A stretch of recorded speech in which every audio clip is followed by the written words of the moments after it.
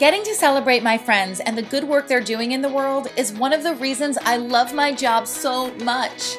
I'm kicking off my Managing the Motherload interview series with a conversation with my friends Alex and Bob about how to have better conversations. Alexandra Jamieson is the best-selling author of Women, Food, and Desire, co-creator and co-star of the Oscar-nominated documentary Supersize Me, and a highly sought-after wellness expert. Bob Gower helps organizations move faster, create better products, and become happier, more engaging places to work. He's also Alex's adoring husband. Together they wrote a book that I can't wait to tell you more about. It's called Getting to Hell Yes, and you're about to get it for free. But first, watch our talk and find out why I'm so excited about this groundbreaking method for upgrading every conversation in your life. I'm here with Bob Gower and my dear, beautiful friend, Alexandra Jamieson.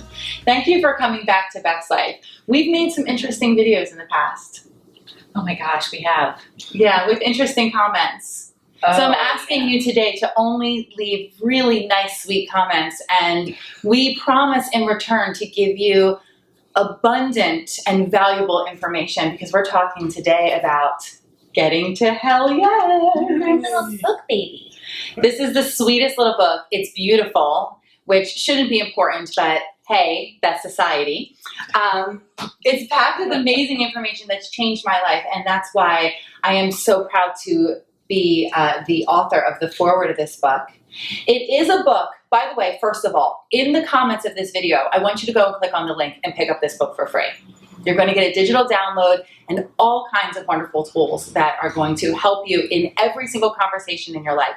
It is geared towards business, but I'm going to tell you how this changed my life. I'm going to let them speak too, but I want to thank you from the bottom of my heart for giving me a tool. It's called ICBD, which stands for Intentions, Concerns, Boundaries, and, well, we called it dreams in the book. Mm-hmm. You and I talked about it like desires, but intentions, concerns, boundaries, and dreams. Okay. I like desires because it feels juicy. Yeah. Desires for personal, dreams for business. That was our. Right. I did a little bit of workshopping of it, and we thought dreams would be more accessible in like a boardroom. For the guys. Right. Yeah. Okay. For the white guys. Okay, for the white guys. So ICBD has changed the way I talk to my husband, who's behind the camera. It has helped me navigate difficult conversations with my children. And today, as we sit in 2018 and the world is on fire, right? Like total fire, and it's very apparent in all of our social media feeds, it's changed the way that I talk to my audience and how I show up for the people that show up curious and wanting to change and wanting to do better and be better in the world. And then also the people who are seeking my help and guidance and support for their mental health journey, all of it. Now I am going to let you talk. Tell me exactly how you came about this method, how you created it together, and what it means, without giving it away, because we want people to download the book. Yeah, so a few years ago, we experimented with, I should say, we taught this workshop, we taught it like 3 times. Mm-hmm. It never became like a big thing, but it was 4 couples, and it involved communication. And we realized early on that what was happening, that when things went wrong in the workshop, that people were coming in with differing expectations, right? So if you go, honey, we really need to go take a workshop to work on our relationship. Who wants to hear that? Who wants to hear that? And then one person comes in like with dread, and one person comes in with hope, and it just sort of, things would go off the rail, and that was too much. And so we realized what was needed was like an aligning conversation early on, so people could be on the same page. So even if we were coming in for different reasons, even if I was coming in to please you or you were coming in to please me, at least that was voiced, and that's actually kind of appreciated. I'm here to support you. That's actually kind of cool. And then we found that the conversation was useful in a lot of other, it changed our relationship. I started using it with work teams, and then it just became this sort of foundational way, kind of what you described, like it's this foundational way we almost approach. It almost bleeds into almost every conversation that we have about anything that's important. Everyone. So I did something that I've never done for a BEXLIFE video. Apologies to every single author, influencer, anyone who's ever been on my platform. I'm not great at preparing. I probably didn't read your book before you came on. But last night, She read our book. I mean, who has time, right? I have 5 children. So this is the Managing the Motherload series. Last night, I printed out the book. I read it. I dabbled in it before, but I read it. I highlighted. I wrote some questions. And the thing that stood out for me the most was that alignment bit. So I'm going to quote, when we say radical alignment, and that's what you call it in the book, we mean that everyone is an enthusiastic yes, a hell yes, to the project at hand and to each other. It means we begin with a strong foundation of understanding and trust. And I love that so much because I am the one who has the problem, right? I have the problem, and I see my husband and I say, we need to talk about something. Mm-hmm. I'm already mad. I already have an agenda. I already have my intentions and my dreams and my desires and my demands and like all the other things that aren't in the letters here.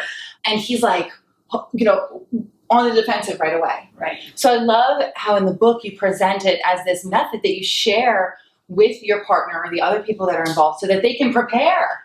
Yes. It's so fair. It's really built to be fair. Like, let's create a safe space, a safer space anyway, for people to really explore the topic. I used to be terrified of important conversations. I really did, because I thought it was everything was a confrontation. Yes. Somebody had to win and somebody had to lose.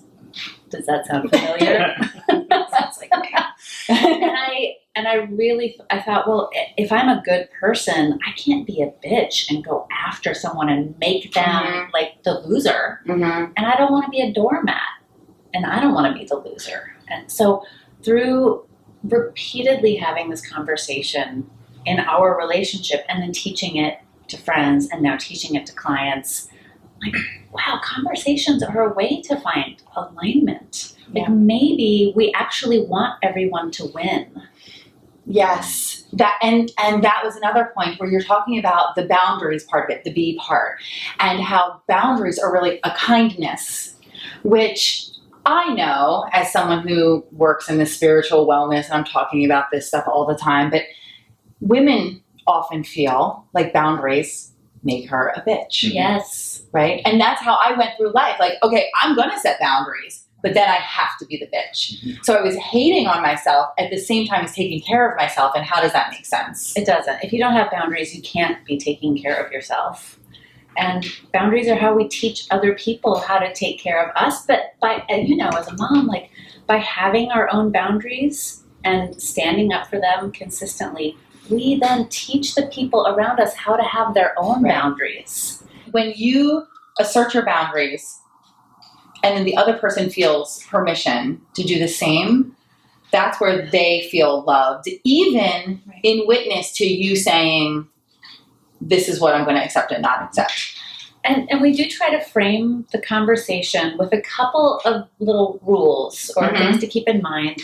One is that you're not necessarily ordering off a menu, right? You're not picking out a shirt from a catalog and you get exactly your color and exactly your size. Like maybe everybody gets everything they want, but maybe not. And that's okay too, right? There can be spaces where there's some lack of clarity, but the whole conversation is framed to get you to this place at the end where you are, yes, I understand you. Yes, you understand me. We know what we're doing, why we're doing it, what we don't want to like. And it's so, our friend Elizabeth D'Alto, we spoke with her about this. She was like, this is so efficient. This is such an efficient way to get somewhere. It really is. It's a very efficient way to understand and move forward. And also, it's not a negotiation, right? It's not like we're saying, I'll give you this and you give me that. It's more just saying, these are my concerns, these are my boundaries, this is what I hope for, this is why I'm doing this. And, then it's up to us to figure out, well, maybe that doesn't work for you. And then maybe we shouldn't do this thing together. Whatever it is we're getting ready to do, maybe we're so unaligned, maybe we're on so many different pages that we just shouldn't try it at all. Or maybe we figure out that we are so aligned and there are some easy negotiations we can do. But I think so often we approach these conversations as if like, this is what I need, you better do it. Right. It's my way or the highway, which is of course not very welcoming in the first place. Or, well, or we try to treat it as some kind of negotiation. I see couples do this all the time in relationship, right? Like transactional. And feels like settling. And feels like no one gets what they want instead of the hell yes, where everybody gets what they want. Or it feels like entitlement. Well, I gave you this, so you got to give me that. Right. And it's just like, well, that doesn't feel good either. feel good either, right? Hey. Hi. So can we talk about current events a little bit without Yes. talking about current events? Hell yes. Okay. Hell yes. This has helped me walk away from conversations. And for that, I'm so grateful. Oh, you Yeah, do have something same. to talk about. Where I'm done with the negotiating. I'm done with the listening to the other side because I get it. Like, I get where you're coming from. And to preserve my own boundaries, my own sanity, and me being allowed to say hell yes to other parts of my life and other parts of my work, I give it a big no. Mm-hmm. Actually, I want to maybe take it in a slightly different direction because where it shows up for me, and it's actually one of the more confronting and challenging places, is like, let's say I'm getting into an argument. Let's say it's about current events. Let's say it's about racial issues online with friends in Just as an example. Philadelphia. Let's just say that this is happening. And so we're coming at it from polar opposite places, but also these are people that I've known for 30 years, 40 years, right? And I know their hearts, and I know, and they're not people that I can just cut out of my life. They're not people I can just say, boundary up, done. I mean, I'm not opposed to that, but, I don't see them. We're not there yet. Mm-hmm. I actually go to the dreams piece. And when I start thinking about, well, what's my dream or what's my desire for this conversation? And I realize that my desire for the conversation is actually that they see my point of view, that we have some empathy for each other, that we have some positive regard for each other, and that we all learn something and get somewhere. And to me, that's really confronting because most often I'm in these arguments or debates because I want to freaking win. Yes. And in order to win, I got to take somebody else down. Mm-hmm. And I'll say this shows up over and over, not just in this environment, but in other environments, that the desire conversation is actually one of the more confronting ones. Like boundaries, we may have a hard time expressing. We're not used to expressing them, but once we kind of get into it and it's sort of welcomed, you're like, oh yeah, well, this is what I need, and this, it's kind of fun. Concerns are super easy. We're human. Have negativity bias all over the place. But it's dreaming big. It's like, what do I really like? If this were to go really well, what would I really hope for? Not if it would just be satisfactory.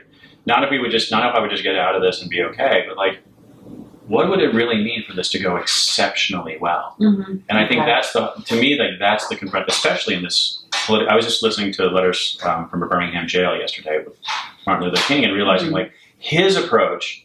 He's really trying to make real change. And he says, I hope that I can sit down and see you all soon to talk about this. And it's one of his more confrontational letters to some of his deepest critics. But he's like, I want to sit down with you and meet with you. Yeah. Yeah. And it's interesting because now that you take it in that direction, I'm thinking about a recent high stakes conversation I had because it concerned one of my children and an opinion that another adult member of the community had about this child. And it was hurtful and it was scary. And if this were... Speaking of hurtful and scary. We're fine. We're all fine. If it were someone just online, a stranger online, I probably would have engaged more aggressively. I would have wanted to be right. But because it was so precious, the issue that I was talking about, the subject matter that I was talking about, I had this conversation. You did. I did. So you took. She didn't know. Right. Yeah. Right. That's so brilliant. I did go straight to the dreams piece of where do I want this to end? What is the greatest possible outcome? Yeah. And then every single action, every single word that I said was in support, in alignment with that dream. Yeah. And it changed my tone. Yeah. It softened me. So, and I really wanted to speak to how setting strong boundaries can soften you, can allow you to be more vulnerable in a conversation and express my concerns. But went straight to that dream piece and just kept repeating that in my head. And with every word, it was so supportive. And it was a lot of labor. And it's going to continue. The conversations are going to continue in the future. Mm-hmm. But she saw me. Because ordinarily, that aggression is not me. That's me trying to protect my point of view. But she got to see me fully. And I got to show up authentically.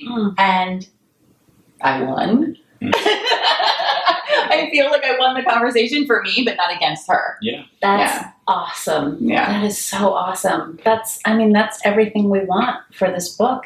It's why we made it as small as it is and concise. So it could be a tool that you can, master pretty quickly. You know, the first couple times you use it, you're like, wait, what order was that? What does that mean again?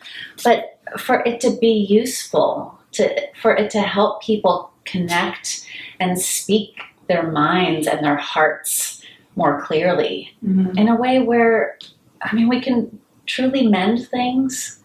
You know, we've used it so many times in our relationship. We use it with our son, and there are some contentious things, or not contentious things, but, you know, there's some challenges in every family, and we've used it to help prepare us all for challenges that we see coming and challenges that we don't see coming. Bob likes to call it an emotional prenup, where you're kind of preparing for what might be the landmines ahead. Yes. So that you know in advance how to support each other and what the real intention is. And you talk about that, detonating the landmines before you're stepping on them. Yeah. Which is, you know, with my work, with my 4-minute meditations and all the tools that I offer, and why I love this so much is because it's simple, it's easy to digest, it's easy to learn, but the effects are profound. And as you do it again and again and again, and as you gain more mastery, you see how it can be applied to even bigger and more important and deeper areas of your life. Okay, so I have to brag on my husband here for a minute. So this guy works in corporate America. Like, he goes into...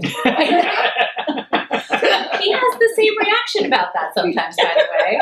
So he goes into these boardrooms where it's super corporate-y and intense and masculine. And his desire is to help people treat each other better and to have the company work better for the people who actually live in it. Yeah. And the stories that I hear coming out of these meetings where he runs this conversation for CEOs of major companies, and people end up sharing like a childhood trauma that is the reason they got into the work in the first place. Like tears coming out, stories that people have never heard, and they've worked together for years and years. That's the kind of change that we need in the world. More humanity. But that's who we are. And if I could end it here, because this is what really touched me in the book. While I was reading it, I was picturing Bob in these boardrooms with these men in suits, or whatever they're you know, however they're posturing in their masculinity. And I know, you know that this vulnerability, this need to be vulnerable, this need to share our stories is who we really are. And we play pretend when we are hyper masculine, women too, when we're aggressive, when we put our guard up to protect ourselves from, you know, imagined dangers, real and imagined dangers. So what this does is it speaks to our true nature and our true desire to be compassionate towards each other, not just ourselves. Like, we get the self-love bit, we want to love ourselves, but we actually want to listen and heal each other too. And that's what these conversations do. And when we engage with this ICBD.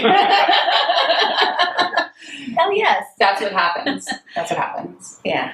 So any parting words for Bex? Are you going to cry? Is that what's happening right now? I get very emotional sometimes. I love that. Just something that really occurred to me, and I haven't thought about this in the context of this, but a quote, it came to me during a particularly hard time, and it came from a Tibetan teacher. This was probably 15 years ago I heard this. And he said, if a problem can be solved, there's no need to be unhappy. And if a problem cannot be solved, there's no use in being unhappy. And what I realize now is getting to hell yes is actually about determining whether or not the problem can be solved. Like, if we're going to do this thing together, are we a hell yes or are we a hell no? And because, because sometimes I think people just shouldn't do things together, or there shouldn't be, we don't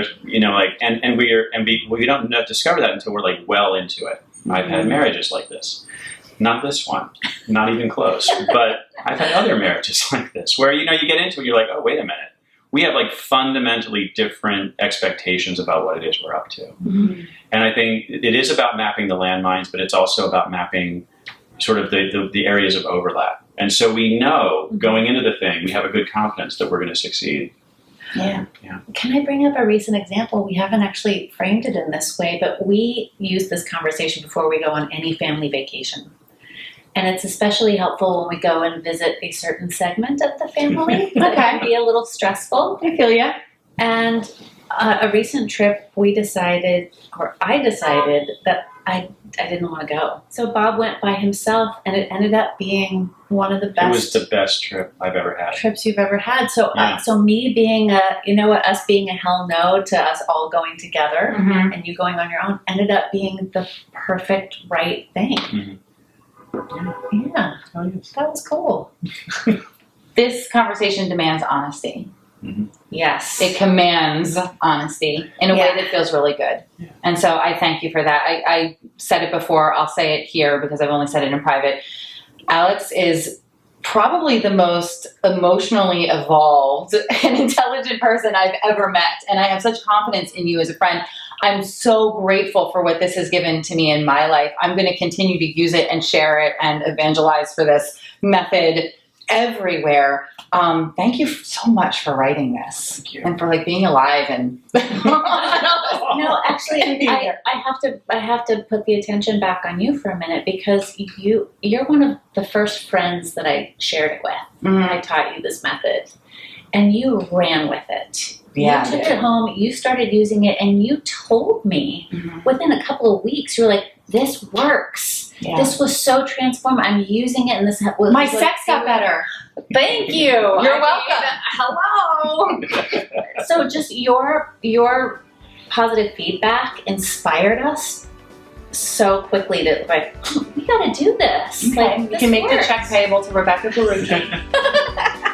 Thank you, guys. All of the $0 because it's free. Check out the video description below. There's a link to download Getting to Hell Yes for free. You'll get the digital copy. You'll get all kinds of support tools. I want to hear how much you love it. It will take you an hour to read this. So read it, comment, let me know how much you love it. Let you all know how much you love it. And definitely find them online using more links in the video description and follow them for all the good stuff that they have coming ahead. Thank you. I love you guys. Please remember to comment and subscribe, but definitely before you go, click on those links in the video description to connect with me and my guests. Video ever made.